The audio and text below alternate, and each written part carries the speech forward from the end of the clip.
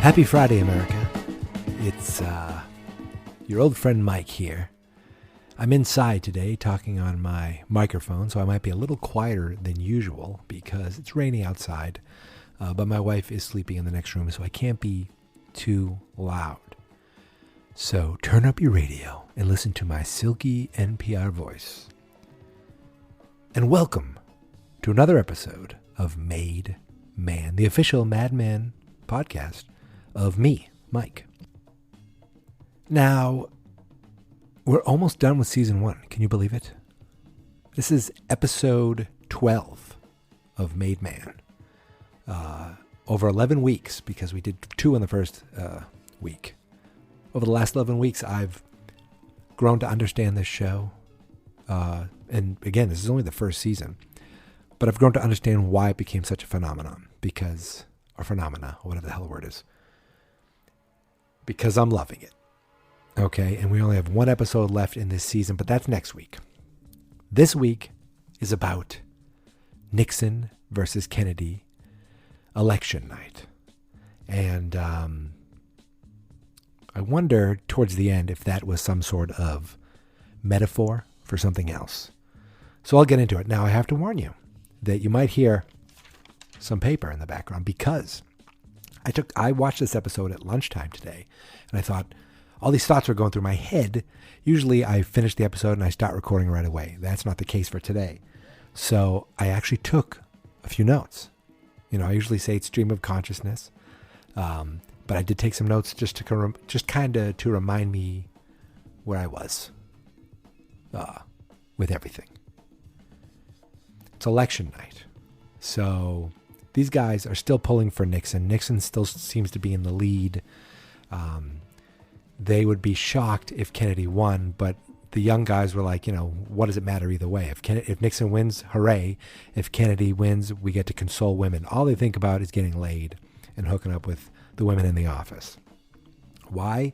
Because once Don leaves and goes home for the night, and first of all, he surprised Betty. She's there with a glass of wine. Didn't seem to be really happy to see Don, and they kind of just spoke for a second and went their separate ways. But the office basically became Caligula. I mean, it was a madhouse. They drank, they danced, they filled a water cooler with some kind of green liqueur. One of the guys hooked up with one of the secretaries, even though he's a married man. I don't remember which guy it was, what his name is. He's the guy with the glasses, who actually hooked up with Alison Brie in the show Glow. So he has a history of cheating on his wife on television shows. But he seemed a little ashamed of what he did, but he hooked up with that girl. The other guy, another guy in the, what's he, Kenneth Cosgrove? These names, I don't remember them all. He tried to hook up with Joan, I think. They danced a little bit, but it was weird because they found some of the guys were going through stuff while the whole party was going on. They found a play in his office, and he was really mad, but then they ended up acting it out with Sal being the main guy. He kisses Joan, and Joan has this look on her face. It was either this kiss was amazing, or this is the kiss of a guy who's never kissed a woman before. Or, you know, she could tell something was off. But it was just kind of it was weird because they were running around tackling secretaries and saying, what color panties do you have? And grab the panties, and then the girl's like, hee, and she seemed to like it. And then she ends up leaving his office the next morning, along with the other one who, some of these guys hooked up with some of these women. And it was pretty much debauchery. While Pete went home to his wife, who he doesn't seem to like to be with in any way. I was texting someone at work today who I watched the show. They watched the show years ago. Pete Campbell is a son of a bitch. He's a fiend. And I don't like him. It's sad because I like his wife, but I don't like him. He took that mail for Don Draper. and it's been killing him, or what to do with it, because I guess he's been up at night looking at it. It almost felt like at first he was guilty. He felt guilty for knowing these things. But it turns out he's just an asshole, and he just wants to use it for what's best for Pete. So he confronts Don and is like, I think I should get this head of accounts job. Oh yeah, so the episode starts with Don bringing some guy in, Duck Phillips, I think is his name, brings him in to meet Mr. Cooper.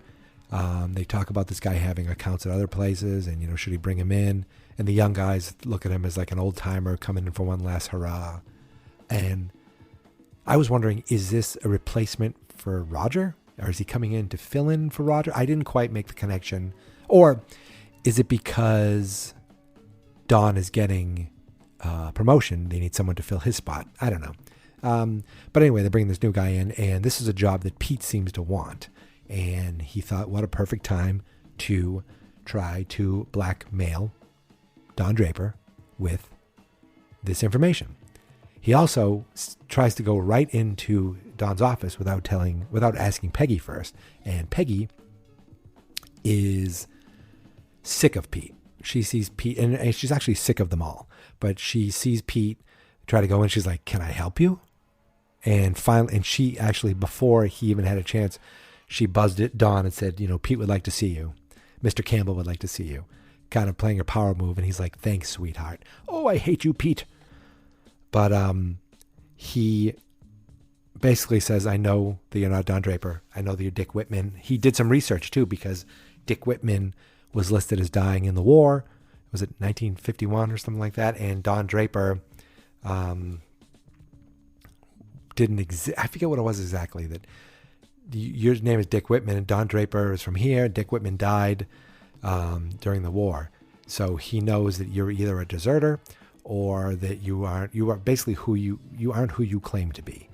And you can see Don's face just kind of like freak out when Pete leaves the room. At first he tries to be all cool and be like, whatever, you don't know what you're talking about. But the moment Pete leaves the room, he's just shaken up. And we get a little flashback to Dick Whitman in the Army. He's alone with one commanding officer, and their job is to build a field hospital. It felt like his voice was a little higher, and I don't know if they did something to make him talk a little higher, or if he did something to talk a little higher so he felt or seemed a little younger, or if it's just because he's younger, he hasn't been smoking so many cigarettes over the years. But to me, it just felt like his voice was a little younger in that flashback. But it just shows a young man who he's there like, why did you even, he volunteered for the Army. And like, why'd you do that? He said, because I just needed to get away. What's funny is the next day, the election results were still not definite. Like Don's like, I look at one newspaper, they say one thing. I look at another newspaper, they say another thing. And you realize, like during the party, they were like, all right, everyone's going to bed for the night. And that was it. Like nowadays it's 24 hours and we wait in 24 hours. That's my accent coming through. And we wait until it is definite, until the other person's, concedes. And this was like, we'll wait until the next morning. And, Cooper was basically, it seemed like Bert Cooper was pretty much set that Kennedy had won, or as he said, bought himself an election. And he was like, maybe he could play with us, work with us as well. After Pete he did threaten him without almost, the only thing he didn't say was or else. But he basically wants Don to think about giving him the job. All he needs is that job, and all this goes away. Well, you could feel Don's world closing in on him to the point where this Don Draper guy we know exists less than we even realize. it's not just that he took someone's name and, started a new life for himself. It's that he's living this life still as a lie for as long as he can, I guess, to enjoy as much as he can. Because the moment the rug might get pulled out from under him, thinking to his job and maybe to his family, his first thought is to go over to Rachel Menken's house and ask her to run away with him. Just, let's pack up, let's get out of here, let's go to California. And she's like, what about your kids? He's like, I will still provide for them. It was like an afterthought, like, oh yeah, my kids, I will still provide for them. They won't be my kids anymore, but that's it. He was willing to give it all up for Rachel. So to me, he also seems like he's found something in her that he does not see in Betty. Maybe it's that Rachel Menken is smart enough to not give some of her hair to a neighbor child, or she doesn't shoot pigeons in the backyard. I don't know. It could be a myriad of things. Giving that kid hair is going to stick with me for years, I think. We haven't seen the divorcee in a while, I realize. Maybe we'll see her again. Who knows? But Don was just ready to give it all up. Screw it. Goodbye. Just like he did before. Just gave it up once. Give it up again. And move on. And who knows what happens after that. But Rachel was basically she called him a coward. She could see that what he was doing. He was just kind of freaking out, and she was not having it. She kicked him out of the house, or out of her office. When he went back to his office, he found Peggy in there, and he yells at her, but like, what the hell are you doing in here? And she's crying, and she said, I just need to get away from them because during the party, lots of hell was going on, and some of the lockers were broken into, and some of her money was stolen, $3 worth, which, believe me, if I had $3 stolen from me now, I'd be pissed. And one of the guys was like, if I give you $3, will you stop yelling at us? This was the next morning. They were all kind of hungover. And she says, I'm going to call security, building security. So she calls, while she's in Don's office, she says, I called building security, and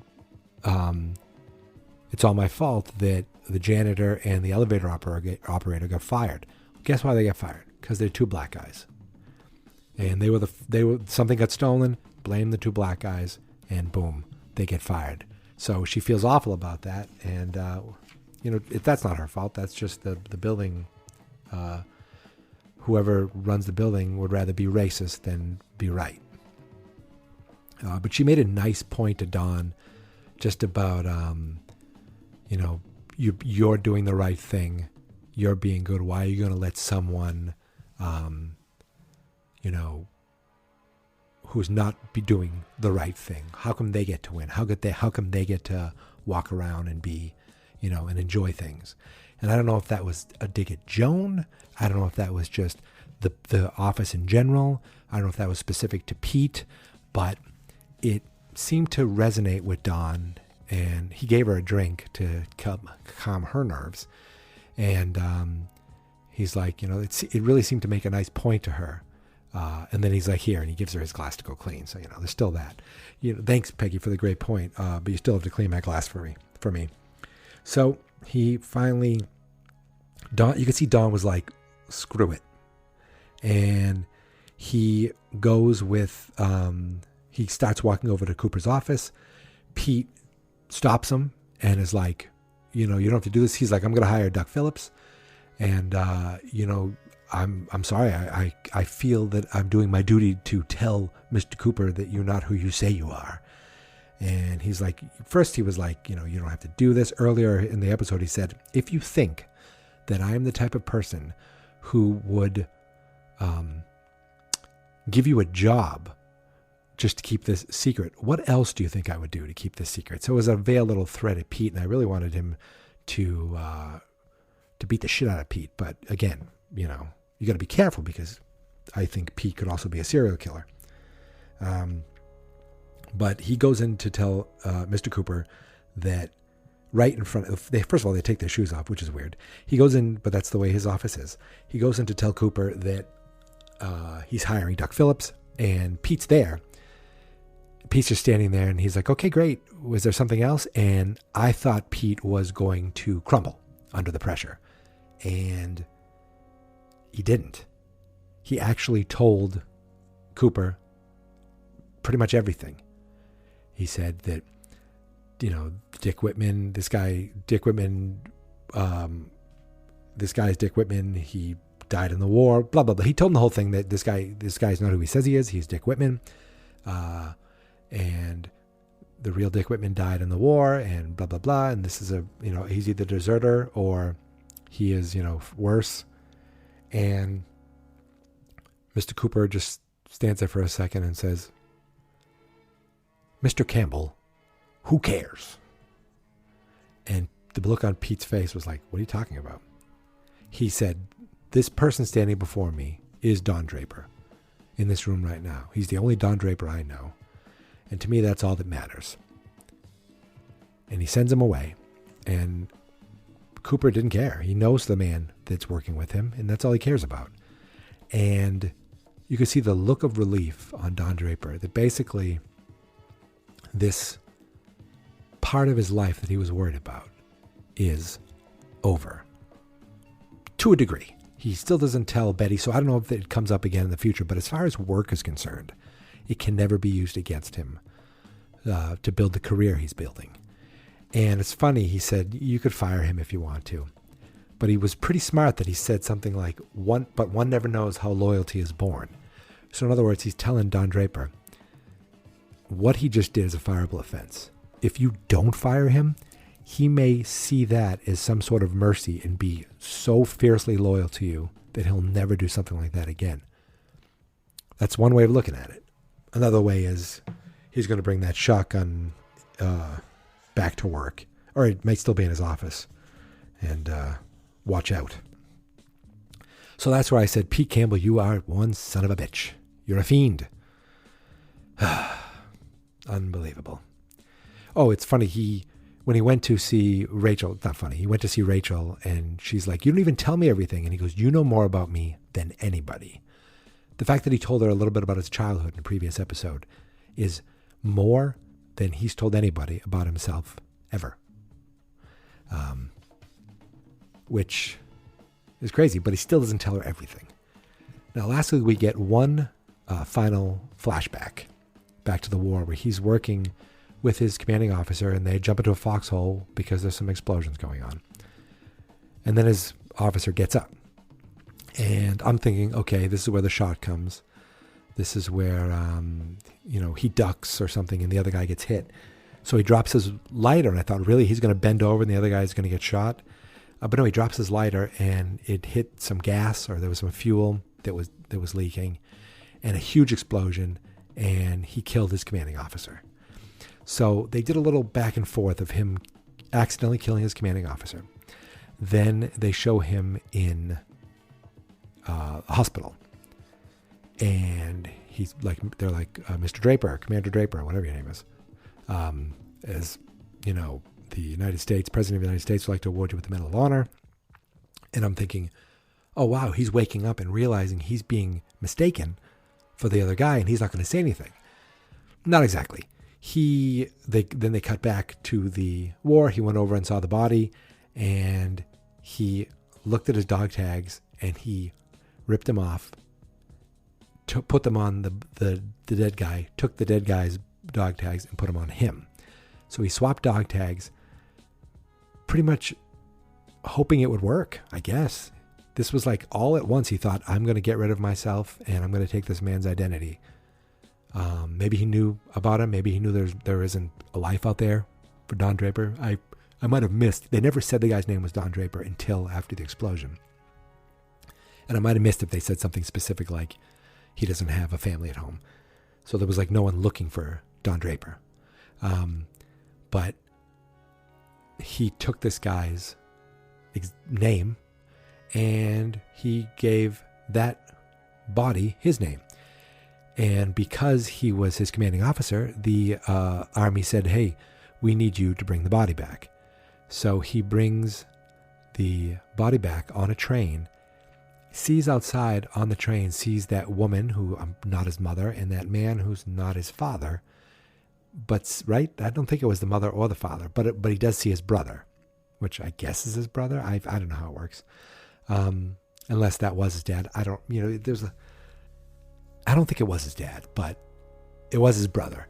And I forget, in the earlier episode, did his brother say, that was you, I saw you on the train that day.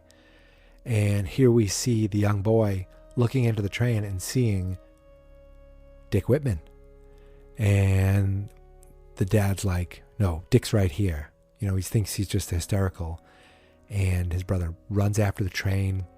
And Dick was like, I can't do this. You have to do this. And the guy who was with Don Draper, Dick Whitman, was like, okay. And he thought of it as, I understand it's too much for you. But no, he doesn't want to see his actual family because he's hiding from them. So he stays on the train. And the woman's like, don't worry, you need to forget that boy in the box and you need to start your life. And she puts his hand on his hand. And that was his almost like, hey, yeah, I got a new life now. Blah, blah, blah, boom. And the next shot is him on the train now as Don Draper going home from work. He goes home and sees Betty, sees his daughter, and the TV, they're asleep in front of the TV. And I was thinking it was the part where Betty was talking about the Electoral College, but that was earlier in the episode. Anyway, he sees Nixon conceding on the television to the young Kennedy. And it wasn't until that moment that I thought that Don Draper didn't concede to the young Pete Campbell. And I was like, is there a metaphor of Nixon versus Kennedy and Draper versus Campbell? I don't know. I think there was. I think that was some sort of underlying metaphor. Not a meta 3, not a meta 5, but a meta 4. And I think that's just my thought. I think that was my thought. That there was definitely kind of a paralleled juxtaposition of words. I'm making things up now. But it was some kind of parallel storyline, except in our story, the older grizzled vet outshines the young upstart who doesn't deserve it with his rich family. See? Don Draper said he admired Nixon in an earlier episode because he's a self-made man. Kennedy comes from money. That's Pete Campbell. I am really good at this. I'm really, really good at this. And I have to say that that's it. That's this episode, my friends. Another episode of Made Man in the books. Another Friday. And another week closer to finishing out the first season of Mad Men. Can you believe it? I'm excited that I stuck with this. Because first of all, it makes the show more enjoyable when you try to think of things and talk about it. And it makes it more memorable because you try to think of these things instead of just mindlessly watching it and going on to the next one. I did miss that there was no Roger Sterling in this one because he's awesome. But it just helps reinforce my hatred for Pete Campbell. And everyone I've spoken to, even all these years later, they never say anything about him being, better. So I don't know if he becomes a better person or not, but so far, he's awful. And folks, that's it. Thank you very much for listening to another episode of Made Man, the official Mad Men podcast of me and my website, fansnotexperts.com. You can find us on Twitter at MadeManPod. You can find us on Facebook at fansnotexperts. And we are everywhere that podcasts are. I mean, everywhere. But most importantly, iTunes. Now, I know not everybody uses Apple, but to get your podcast into iTunes is like it helps get it all over the place. And the thing that gets it more noticed is iTunes reviews. And I got 2 iTunes reviews, and I want to thank Mr. and Mrs. Morris. Yes, I know you listen. I know you both listened. And they were listening. I got a message the other day, because I know who these people are. And I got a text message saying they were listening on the way home from Maine. And let me tell you something, folks. I am the #1 podcast for driving home from Maine if your last name is Morris. Now, if your last name isn't Morris and you aren't driving from Maine, you could still listen to us. That's just in iTunes, Google Play, Stitcher, anywhere podcasts are found. But thank you, Greg, for the podcast review. And thank you, Brandon, my cousin, for the podcast review. I literally texted him, please give me an iTunes review, you jerk. And he wrote back to me, I gave you an iTunes review, you douche. So yes, we love each other. I'm from a loving family. And that is it. If you want to give me an iTunes review, I will give you a shout out and a thank you on a future episode. But for this episode, my friends, I am done. I am done. I'm going to go watch the rest of the Bruins game and get ready for a great weekend of baseball and football. If you're a New England sports fan, you know what I'm talking about. If you're not, neener. So thank you everyone for listening. As I continue on this amazing journey, we are not even close to done. We're going to be doing this for a couple years. If everything goes right, this podcast is going to go on for years, right? Okay, that was weird. Anyway, thank you as I go on this journey to become a made man.